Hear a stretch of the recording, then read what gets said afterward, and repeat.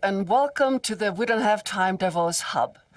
We're here in front of the Arctic Basecamp, and this is a fantastic place.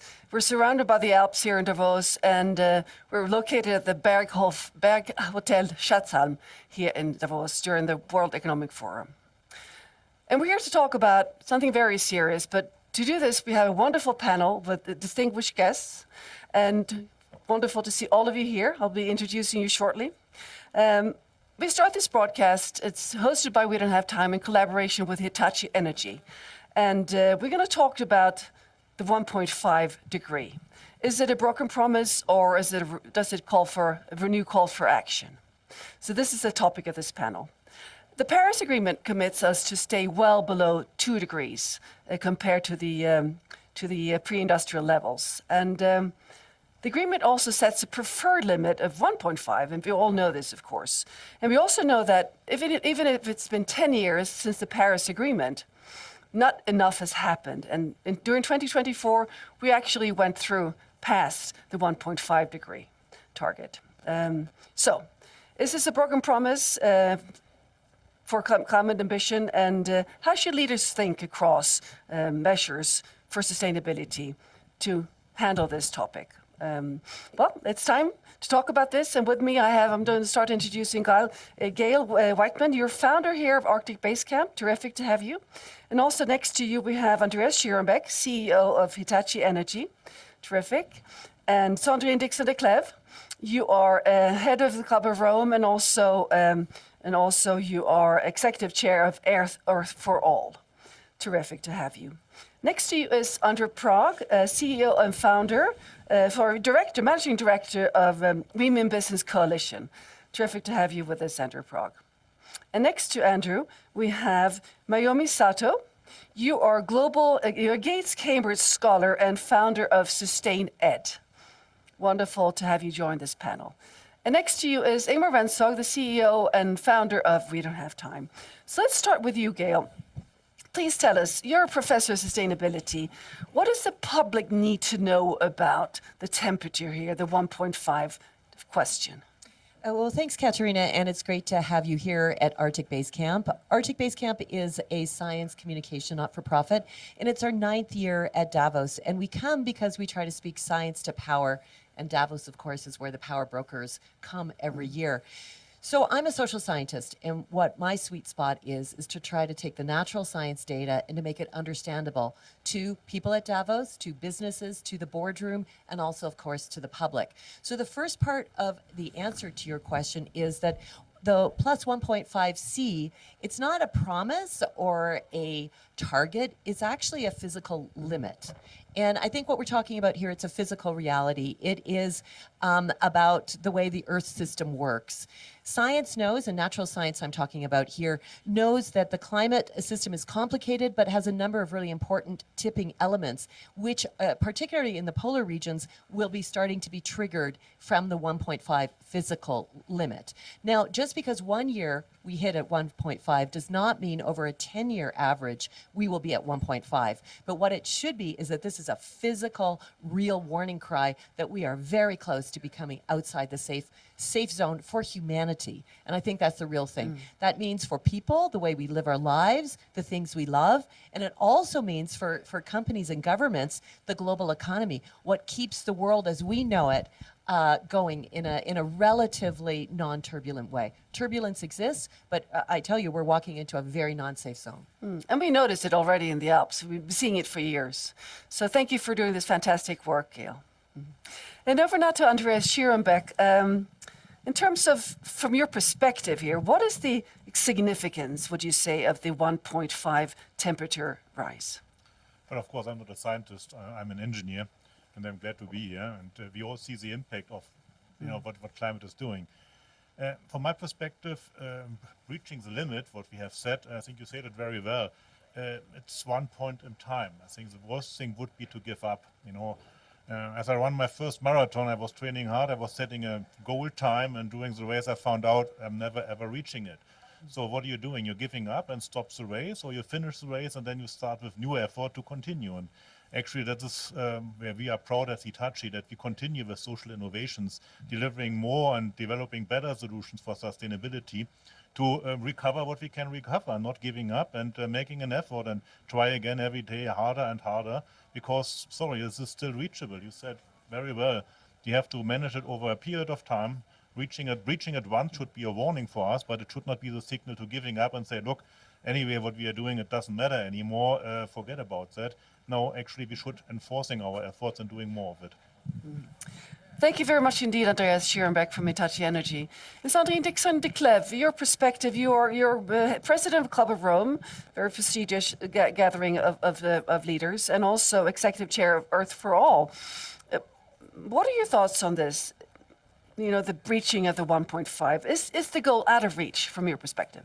Absolutely not. The goal is out of reach. It's, as we've just all three indicated, it's just becoming now a reality that we must keep ourselves to 1.5 and ensure that we don't go too much further. I think what's important is coming from an institution that already rang the warning bells in 1972 with the limits to growth and predicted actually that in the 2020s we would see the environmental and social tipping points, including 450 parts per million, which is getting of CO2, which is getting very close to the 1.5 degrees. So we had the warning bells. We don't have another 50 years to heed this call. We also need to recognize that as we're in the midst of the social and environmental tipping points, and we're starting to see the pushback to climate science, the increase in climate denialism, that we have to rethink both the narrative, but also specify the cost of inaction. New science and data demonstrates that at 1.5, so this year, we know that globally we will lose 3% of GDP. Moving towards 3 degrees, we lose upwards of potentially 12% of GDP. So what I'm saying to governments, not only in my former role as Club of Rome president, if I just stepped down, but in our discussions is this is the moment to ensure that we shift our economies so that we actually can be in that safe operating zone.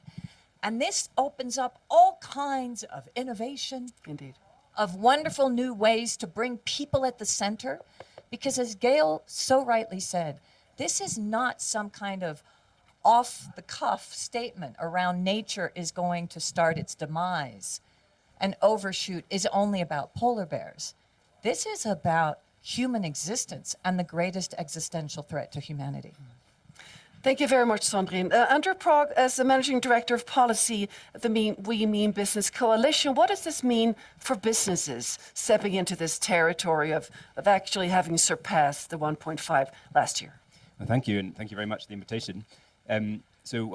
Businesses react to the economics and physical realities that they see evolving around them. So we see businesses here in Davos stepping up for climate action still and seeing that the economic case for their transition is becoming stronger than ever, more and more compelling, and they see also the physical impacts of climate change building up in their supply chains and becoming an ever-present business risk. So they are continuing to step up, and in terms of the recognition of the 1.5 targets, I think, as Gail said, it is a physical limit, but it was also a statement of intent by the international community when it was first brought into the Paris Agreement. Unexpectedly, at the last minute, the international community recognized those small island states, their cry for survival, that this should be the ultimate stretch target of the agreement. And it retains that emblematic statement that the world needs to double down, and that becomes even stronger now as we're bumping up against those limits, as Gail said at the start of this conversation.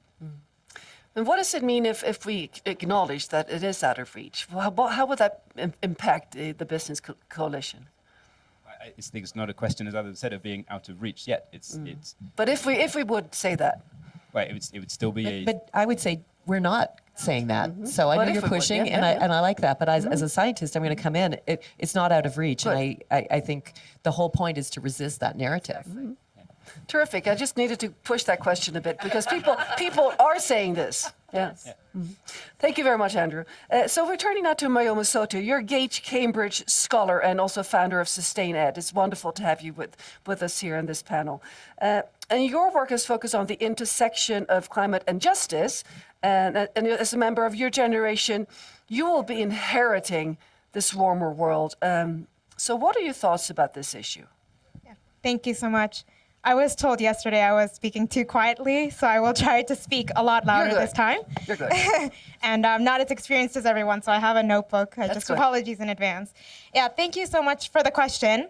Of course, I don't think any of us young people see this as a favorable future outcome, but it is movable, and there are spaces for intervention.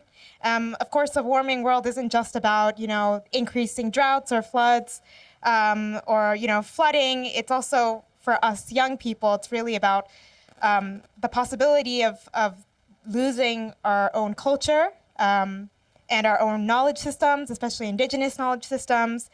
Entire islands are at risk, and a lot of it is about justice-oriented. I guess the idea of us wanting to preserve our Earth is rooted in a issue of justice, and I think that's very much a youth-focused mindset.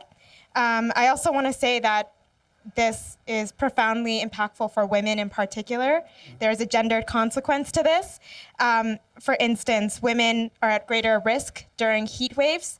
They are more likely to suffer from food insecurity. They have a higher burden of care and responsibility in the domestic household unit. And they also experience higher rates of gender-based violence. And so I think that these gendered consequences and social consequences are also critical.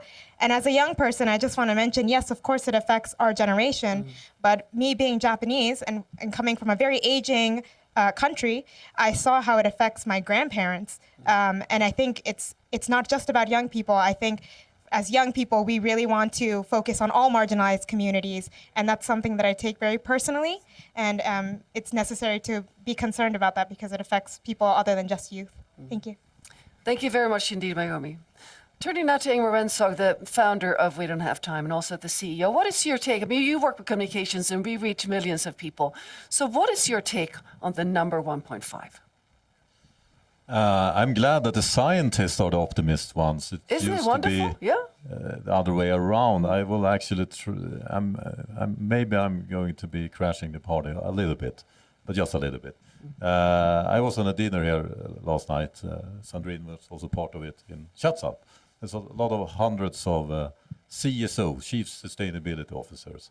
And I asked them a question. If they believe that we will be able to halve emission before the year 2030. That is what we must do according to science in order to stay below 1.5 degrees. And in the room full of hundreds of people, 2 people raised their hands. That's a problem. And I don't think everyone in the room were, very depressed and didn't see the reality, quite opposite. Of course we can stay below 1.5 degrees, but will we with the current political system? I don't think so, if we don't change tactics. And what we have been rallying on since COP28, 29 at We Know Time is that there is a solutions out there that will give us more time and will actually increase the chances to stay below 1.5. And that is if we prioritize cutting short-lived climate gases like methane. We can actually start cooling the planet because there's a big difference. If we stop emitting carbon dioxide, we will just stop warming. The temperature will not go down for hundreds of years. But if we stop emitting methane gases, that is the second common climate gas. And that can be tracked too. We can actually lower the temperature. It doesn't mean that we shouldn't do stopping the carbon dioxide, but this is something we should pay a lot more focus on. And I believe we had a panel here just before working with enemy. I think we can work even with the fossil fuel industry here because why should they like methane? It's not the main product. And there are lots of leaks from their production with methane, and they can be tracked. Gail, you wanted to add to this. So 2 things. I think the whole point here is that we cannot give up on physical limits.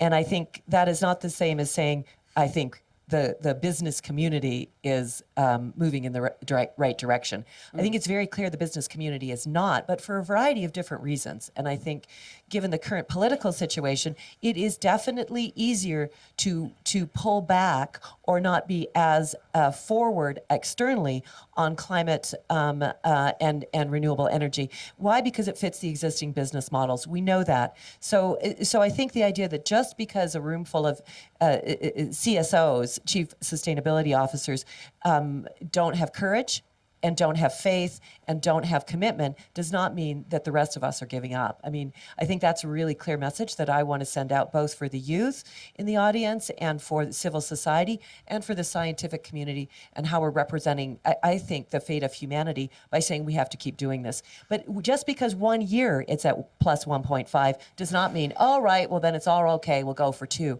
No, it doesn't. It means we keep hitting as hard as possible. Even harder. It's a wake-up call. It doesn't mean we're going to stay at 1.49. Maybe we get to 1.6 or 1.7 or we slow that trajectory. But without question, even if we stopped all emissions today or yesterday, there is so much CO2 already in the atmosphere that 27 centimeters of Greenland will melt and rise sea level globally this century. Those kinds of adaptation plans around the world, coastal cities around the world, are absolutely not on the table yet. So adaptive capacity is what we need to do, regardless of whether at 1.49, 1.5, 1.53, 1.6 next year. It really is about trying to get as close to 1.5 as possible and about adapting to the stuff that is baked in the system right now. And then the second point on methane, I think, oh yes, we do definitely need to stop the leaks that are happening around the world. We need to look at the food system as well. But let's not kid ourselves. Permafrost in the Arctic is thawing, and there is so much methane there that if that goes off, that is a carbon time bomb. And then we're in a whole other situation. That's a scary scenario. Yeah, maybe I pitch in. You know, I think it would be too easy if you just blame the political systems for not doing things or change things. And let you give me 2 examples where I see they are probably proving my point. If you look at China, the number of electric cars in big cities is staggering high. The air quality has improved in Shanghai and Beijing dramatically. Probably China has a peak oil this year for imports. So India is the same. They are investing billions and putting renewables out to reducing imports of oil and gas. So it has an impact on that. And the political system should not be used as an excuse not to do change, from my point of view. I think you see change all over the world in all different kinds of systems because there is a benefit for that, for the environment, for economic reasons, for a lot of different things. So I think to use it as an excuse and say, yeah, the political environment has changed and maybe it's as favorable as before, would be probably too easy, and I would be careful not to use it in that direction. Thank you, Andreas. Sandrine. Yeah, I wanted to build on that, and I also wanted to build the very important point around islands. I mean, we have to remember that there's a part of the world that's already suffering deeply, apart from climate impacts that we've seen, whether it be in LA, which is starting to be a wake-up call for some LA residents. Others are clearly going back into denialism. But I think what's really important is this is extreme for already a very large part of populations. And to the point around how then do we hold the right people accountable, I think this is key. And what does that look like? Because right now, we are also all getting caught up in this fear-mongering and these short-term kind of knee-jerk reactions of our oil and gas companies have pulled out of net zero. Several other companies, banks are doing the same. Some companies have pulled out of the science-based targets. And yet we're seeing more companies than we ever seen before actually commit to continuing to do the same thing. So let's not enable that discourse to stop us from acting. But that means we also need to continue, exactly as Gail is saying, holding the right people accountable and holding them to the fire. And that means making sure that governments continue to go in the right direction. Right now, we're going to have to see what happens in the US. I agree that we need to focus on India, China, Brazil that's actually showing a great deal of leadership, and Lula actually looking at the economics of climate change in the G20 and linking that also It's promising. to the next COP. But most importantly, let's not forget Europe. right now is a telling moment where we all have to continue to hold Europe accountable for its net zero pledges, its 2050 and 2040 commitments, and its Green Deal. Thank you, Sandrine. Andrew. Sorry, that came out wrong. I'm terribly sorry, Andrew. I live in France. I'm used to being called Andre. So it's fine. Just pick up a couple of things. Firstly, on the methane, yes, absolutely, we need to target that, and what that means really is the oil and gas sector and agriculture. And in oil and gas, it's been shown by the IEA that a substantial proportion of those emissions can actually be abated at negative cost if you look at the life cycle. So they're really holding those firms accountable as to why they're not doing that, and stepping that up is something we need to do urgently. On the political system, of course, politics and policies matter a lot. What we are calling on businesses to step up and advocate positively to show governments that they want to see these policy shifts, that they see that as their economic future, their source of future competitiveness, and that the energy transition case is really there economically. And when that happens, you start to see the positive tipping points, like the fact that when technology uptake hits a certain level, it really accelerates. And history has shown that time and again, that change happens slowly and then much faster than people think. So we need to keep this strong narrative that the visionary businesses, they see what the direction of travel, they're calling on governments to support them in that. And when that happens, we will see these accelerating positive tipping points. There's not to say that the situation isn't very serious, and it is, but there is that history showing that change can happen faster than we think. Thank you, Andrew. And let's talk a little bit about how we can invigorate, based on the number that we're talking about the 1.5 here, how do we invigorate the leaders here? And Mayumi, turning to you here, I know you've been using the legal path to push. Can you tell the audience a little bit about the path that you took in terms of using the law to push for traction here? Yeah, I mean, I'm not a lawyer. Actually, I'm a social scientist. I know that, yeah. And a PhD student. Yeah, I would say I've worked several years in Asia around issues of deforestation and looking at the social and gendered consequences of deforestation and timber supply chains and who that actually impacts. Some of the countries that we worked in are very politically sensitive environments. There's not much freedom of speech. There's quite a bit of repression. And if you are going to pursue change, being belligerent or overtly critical of a government will not get you anywhere. And so I think that being strategic of working alongside government is quite important in Asia as well. In this case, we found that within the timber supply chain, there are gendered layers to who actually gets to work certain labor positions, who is actually impacted, women, of course, being more adversely impacted by deforestation. And we used that and brought it to policymakers, NGOs, ministry officials, and we tried to amend and create safeguards that would protect marginalized communities who are affected in the timber supply chain and by poor forest governance. So that's an example, I think, of perhaps not a legal mechanism. It's quite hard to enforce a policy at all times, especially in particular countries, but it was about collaborating and working alongside the institutions that you might not necessarily agree with to kind of implement your own agenda as well. And this was a lot about social safeguarding, and that wasn't necessarily accounted for in previous policies. Thank you. What can you say about the young students at the World Court ruling here? Because I know you're collaborating a bit with this group. Yeah, so I think them raising forth a motion in the ICJ is obviously a very critical case. I'm actually not working with them, but I mean, reading their work from afar is very important. I think the law is an important tool, but it's I think for us as young people, we can push a narrative, we can try to drive a progressive agenda, but at the same time, I believe that, it also requires accountability, as we mentioned.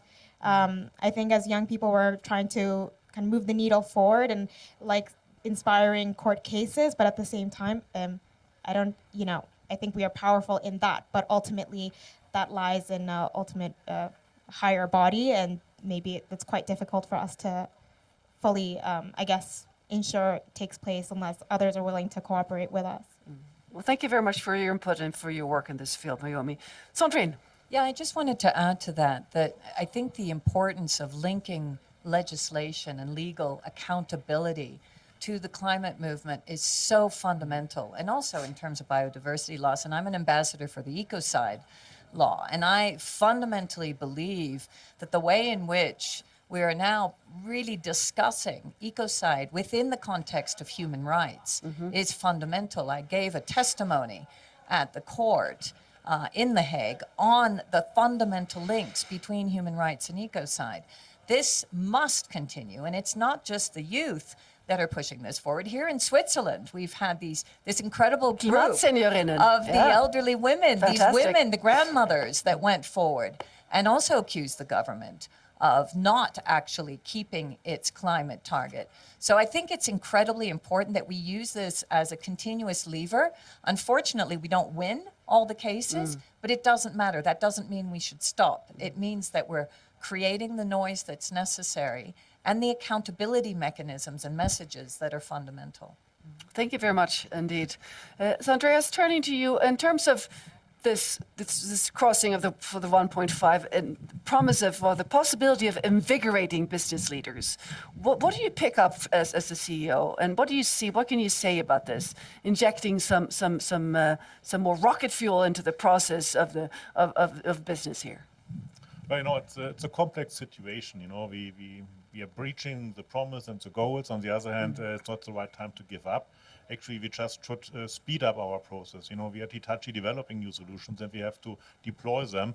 As much as I understand the legal cause, and it's probably necessary to raise the awareness, legal court cases are not changing our climate. It's only technical solutions, change of environment, of behavior, and doing the right thing. And it has to be a business at the end as well, because it could be naive to assume that just doing the right thing and burning money will solve it, because it will have a natural end to it. So I think we have to keep course by developing new solutions, putting businesses in the context of society as well. That's what we call social innovations at Hitachi, and just deliver more of that. And I think if I look at my business, how much we have delivered for Indian projects to support renewables to be connected, or in the UK to connecting renewables. And of course, if I look at my market, the quench for electricity, and IEA is saying that the electricity demand is tripling and quadrupling in the next years, much more than the primary energy. It shows that electrification of a lot of processes going away from molecules is working, because this is actually what drives me around, because I have a hard time to deliver the products. So with all this skepticism, with all this bad news, probably there is light on the horizon from my point of view. We just have to work together now to finding faster solutions, at least for my business, because actually I would say, if I blame myself, I'm delaying the process a little bit, because I can't raise factories as fast and deliver products so fast as I want to, as my customer wants. So from that point of view, I think there is some optimism necessary. I think, yes, we don't have time, so we shouldn't lay back, but we just should invigorate our actions. Thank you, Andreas. I'd like to turn to Ingmar again. The part of communicating this breaching of hopefully not permanent breaching of the 1.5, but how do we communicate this to the global audience to really invigorate action instead of despair? That's a challenge, because if you communicate the bad side, people can give up. And if you communicate it that we're going to make it, even if only 2 people raise their hands, people will just continue to do not enough. But I think Johan Rockström actually had something he revealed yesterday that caught my attention of some how to communicate this when we are also failing some of the targets, not all targets and not full. And he made it very simple. I think most people here have seen this planetary boundaries. This kind of complicated graph about when we are hitting boundaries in different areas, like biodiversity, like ocean acidification, climate, etc. But he simplified all that knowledge into a bar where it was green, we're healthy. The planet. The planet health check. A yearly planet health check. Green means everything is fine. Red means that we're gonna die. And yellow means that we are kind of in a risk territory, but it's kind of, we must do everything we can to not move it further into the red. That's how, when you go to a doctor, if you're a chain smoker, if you, I mean, you don't know if you're going to die of lung cancer. If you stop smoking, you can die anyway. But you do know that if you continue to smoke, sooner or later, you will die. So now, if we are at yellow, we should stop smoking. It maybe will not save us in the end. Maybe we're going to be sick anyway because we stopped smoking too late. But we don't know that. But we do know that, or we continue smoking, burning fossil fuel and other destroying the planet, we will not make it. So we don't have time to make it on red. We are on yellow, and as long as it's on yellow, we can turn it back to green. And methane is something I come back to, because methane cannot only help us make sure that we're not entering the red stage. It can actually make sure that we're going back to the green. Because the difference between short-lived climate gases is that if we stop emit short-lived climate gases, it will disappear from the atmosphere. And when it's not up in the atmosphere, we will actually not. It will turn down the heat. But if we don't do this on time, the methane will be released in the thunder and everything will be very, very, very red. But we are not on red, we are on yellow, so we should keep doing everything we can and everything and more than that. Thank you, Ingmar. That's why we have the Buy More Time campaign. Oh, we don't have time. Gail, you need a microphone. I do. I mean, I think this issue of how do we communicate science and risk is the critical one, because I think we're certainly losing some of the battles against extreme weather, but we're also losing the narrative. And I think that we need to take a look at who's the target audience. And I think we need to really very specifically tailor messaging and communication depending on who the target audience is. So there's not one size that's going to fit all. It's not going to be one thing that will tackle all of them. And if we take a look at what Arctic Basecamp has done and what our sister initiative Climate Basecamp has done, which speaks science to culture, I think we've learned a few things that are really relevant to this space. First of all, Arctic Basecamp set up an online platform to try to speak science to the public. And one of the interesting ways of doing that was not to necessarily start with the science at all, was to start with global risks around the world, to really try to talk to people about what was of interest and pressing concern to them, and then explain it. So is for a science website, in 2 years to have 4 million unique visitors to that website to try and figure out information is a huge success. So there's a tremendous desire for information about risk facing people in 50% of that is coming from the African continent, and then another 30% is spread between Asia and Latin America, and then some of the other markets as well. So certainly in places where they're actually feeling the impacts, they want to know what is going on because nobody is talking to them actually. So you have to communicate in a way that about things they're interested. But if we take a look, I'm Canadian, but if we take a look at North America more broadly, talking about doom and gloom is not going to work. So Sandrine talked about LA. People want to see what's going on in LA, but then there's a fight about, oh, it's not climate change, it is, or it's so-and-so's fault, whatever. The point is that people are concerned about the things they love. And yet all of the things that we love are at risk because of the climate and nature emergency. So we need to start not with the planet, not with science. We need to start with what is important to you. And then bring the messaging back. Make it and more a message personal. of risk and opportunity and relevance and action. So I think we really need to figure out, use the tools that business has used for a long time to sell us all the things they've been selling us, and actually use it to create behavior change. Thank you very much indeed, Gail. There was just a report out from WEF just before the week started here, saying that within the next decade, climate hazards could result in annual losses of 560 to 610 billion US dollars annually for companies, extreme weather related primarily. And we're here at WEF and we address, the theme is, of course, the economy, the broader theme here. So from your perspectives here, all of you, what would you like to conclude this session here as a call to action to the leaders, bringing in that most leaders here do have the financial focus, but in general, what is your call to action that you would like to conclude this session with? And I'd like to start with you, Gail, because you're on this end here, and then we go all the way.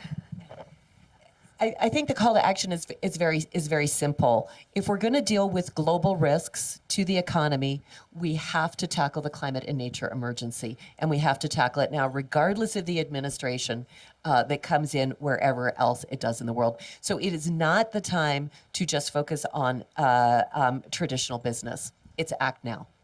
Thank you very much. Andreas Schierenbeck. From my point of view, I think it's not the right time to give up. I think it's the right time to accelerate what we are doing. There are so much things we can still develop, still do, changing our behavior.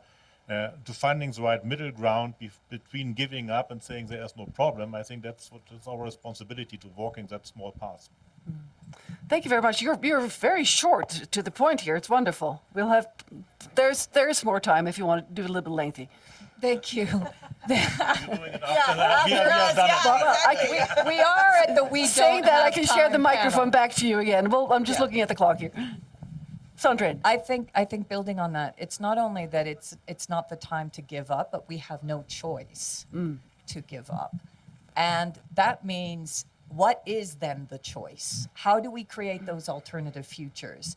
We need to get better at demonstrating that there are so many possible other paths. That was the work that we tried to do at Earth for All, and that we continue with Johan to talk about.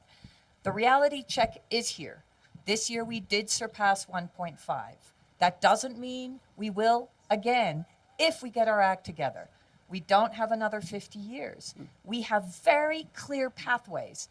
All the evidence is there, all the science, the data points demonstrating exactly what we need to do. The call to action is, what do we as individuals and as a collective hold dear on this planet? It's being alive. Here we are in the most extraordinary scenery, talking about the fact that we could actually lose it.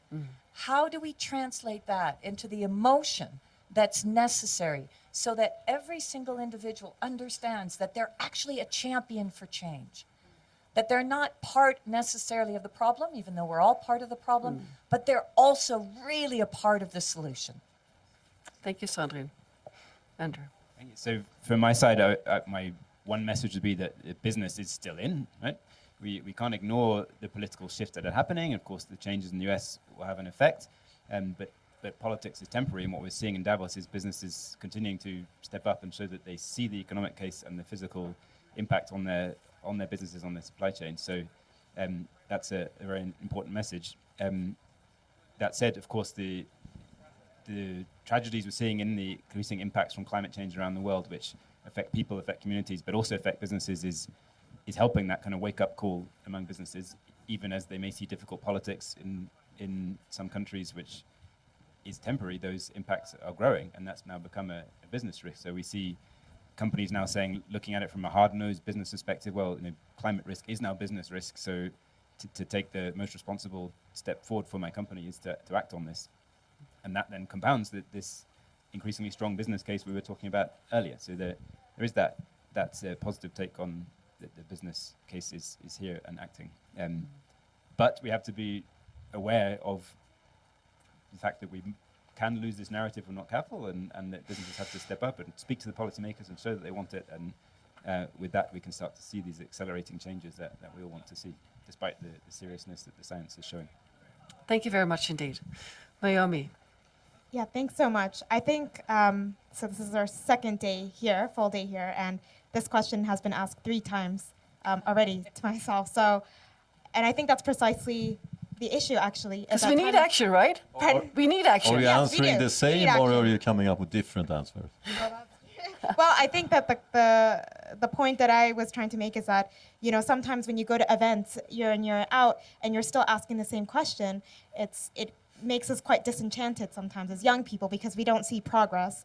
And I think that as a message to world leaders, it's not, as Gail said, you have to think about how it affects you personally. One day you can lose your home, you might lose family members, you might, lose the community that you hold dearly.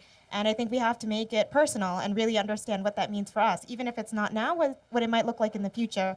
And lastly, I would just say it's not just about recognizing the environmental consequences of extraction, it's also the environmental consequence of apathy is massive, and we're seeing that now. And so I think as we ask ourselves this question time and time again, kind of belaboring and delaying the action as we ask ourselves these questions every year also has a consequence in and of itself. Thank you. Thank you very much indeed. Ingmar. I've also got this question many times. What's the call to action? And I will always say we don't have time to wait. But I would like to answer this time a little bit different by not really answering the question, but stealing something I heard yesterday on a panel. I'm stealing with pride. I don't remember the name of the person saying this, but it gave me motivation. I think that's what we need. We need motivation at most, and if we get the motivation up, we will have so much that we have achieved already. But how can we get this motivation? Let's look at difficult situations that humans have been in before and how they actually survived it. And this story is from war time. You have those war camps where you have a lot of people imprisoned, very harsh condition, and only a few actually survived this war camp. And the people that survived it was very few. Was on a panel, kind of explaining why did they survive and not everyone else that they were in the same war camp. And the ones surviving answered the same, all of them. And it was all about that the negative people, the people that were running around like crazy and saying like, oh shit, we're not going to make it, this is terrible, they died. Because they didn't believe that they had a future and they were too negative and they died. But you also had a kind of the other people on the other side, and they were like, no, it's fine. I mean, it's some bad food and we have no health here and we're probably never going to be released. It's fine. It's going to be sunny tomorrow. I mean, that's something we have heard about in climate, right? You just try to deny it. They died. So who survived? The ones surviving were the ones that saw the reality in the eye, but they kept hope and motivation up, and they survived it. So I think that's what we need to get in people's mind. We can't be unrealistic, optimistic, ignoring the problems, but we can't be that pessimistic saying that we're not going to make it either. We must be very realistic and see the truth that we are in deep problem, but we will never give up, because if we give up, we will die. So we need to just keep accelerating and do it. Thank you, Ingmar. You wanted to come back, Sandrine, and I think you can have a few minutes, one or two from Andreas and Gail, if you'd like to before we conclude. So Sandrine first. Yeah, this example really speaks to me because my whole family, one side of my family, were resistance fighters. And so linked to motivation, we need courage.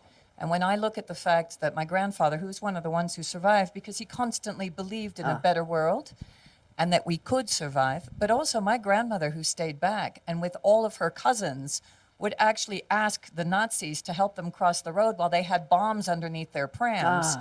They took risks. And I think our call to action is also complacency is complicitness. Today, when we see the lack or the potential backlash and backtracking on action, we have to ask ourselves, who is going to stand up and fight? We have to fight, all of us, as individuals, as business leaders, as government leaders, for what we believe. There is not a plan B, and there is no planet B. So let's fight for this planet and for our own survival. And it's going to be tough, but, you know, it's kind of fun when it gets tough. That's the whole idea of the race, right? That's the whole idea of the marathon. So let's make sure that this is actually around courage as well and speaking up for what we all believe in. Thank you, Sandrine. Andreas? Yeah, I think you were right. I didn't give up. I ran a few marathons afterwards, actually. Finally reached my goal. So from that point of view, it was okay. You know, but my point of action was as well, we have to communicate more between these things. You know, we are too much inclined to say it's black or white, we are dying, we are surviving, this is the right opinion, this is the wrong opinion. I think we have to come back more to an open discussion to understand, to find a compromise. I've seen too often that we're looking for technically perfect solutions, which nobody can afford. which are maybe solving it, but if they're not getting implemented, they're not solving anything. Right? Going to an 80% solution is, from an engineer's point of view, sometimes cheaper and better. Yes, it's not perfect. Yes, it's not doing all the trick, but it's better than nothing. And maybe it gains us time or, to become better. But we are sometimes inclined to see it black and white. No, it's not 100%, then we don't doing it, right? And we find a good compromise, I think, will bring us as well to much more people which supporting that and accepting that. Because we have to be very careful not to scaring people or threatening them or impacting their life in a way that it would feel very uncomfortable, because then you don't get support. And if you don't get support, the political will is not there to doing the right thing. Thank you, Andreas. I think hope only comes from action. Aye, indeed. And nature never gives up. Everywhere that is damaged, polluted, a disaster, nature comes back. Every single time, every single place. We're not on a dead planet. And hope is alive, hope is part of nature, and hope is part of us. We just have to keep going. Thank you very much indeed. And we all have a part to play in this real-life drama, right? So I'm turning now to the camera here. For all our viewers that enjoyed this panel and our other broadcasts, please consider what role you can play, how you can communicate based on the insights that the esteemed panelists here shared from their different perspectives, because there's always room for improvement. And many people say that we know there's going to be a radical future. How radical depends on how radical we can be now in terms of brave and going into action mode. So please consider how you can contribute, and please join us on the We Don't Have Time app. You could share stories and push for change, inspired by these wonderful panelists here. Thank you so much for sharing your insights, and we'll just keep at it, won't we? Yes, we will. We will, indeed. Thank you very much. And thank you, Hitachi, for making this panel possible. So we're going to be right back after a short break.